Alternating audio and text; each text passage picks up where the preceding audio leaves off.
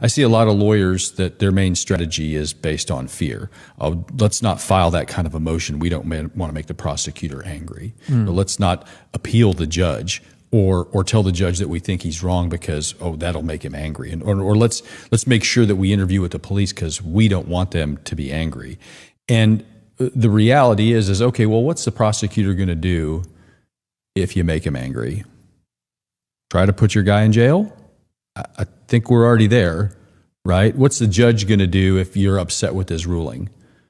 Make a bad and unfair ruling?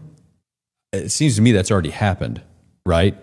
So the fact of the matter is that they're already trying to put your person in a cage in criminal law, and they're not worried about making you upset. They're not worried about making you angry when they give you bad rulings. And the fact of the matter is, too, is that the police, if they're interviewing your client, in most instances, already think that your guy's guilty of something. So there's not a lot of reasons to have a strategy based on fear. And I'll tell you one of my favorite quotes from Wyatt Earp that hits the nail on the head. He says, "I've never met a rich man who didn't have a guilty conscience. I've already got the guilty conscience at this point. I may as well get the money too."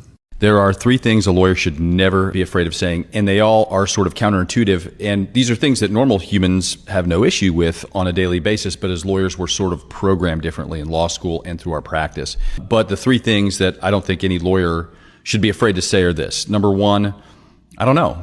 It's a hard thing when a client is asking you or another lawyer is asking you a question. It's scary to say, I don't know, but the fact is that's the truth a lot more than I think most lawyers would admit to. And I think that we're afraid that those are signs of weakness, that those are signs of incompetence. It's not.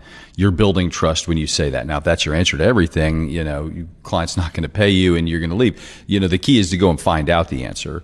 So I think that's the first thing that lawyers should never be afraid to say. The second thing lawyers should never be afraid to say is yes. And we are programmed to be no machines. We always default to no. The default when you're asked anything as a lawyer is go fuck yourself, because we're trained everything is a trick. Prosecutors are trained that everything that comes out of a defense lawyer's mouth is a trick. So you can have a very good solution. You can have a very clever solution. You could have a very inventive solution that helps everybody out. But the default is yes.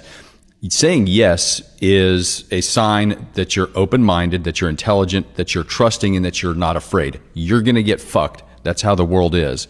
But never be afraid to say yes to somebody, a lawyer, even a client. Think about it, because the client sometimes, those guys are, you don't know what they have in mind, and you need to be a little more cautious when you agree to take a case or something that you might not want. But yes is something that you shouldn't be afraid to say.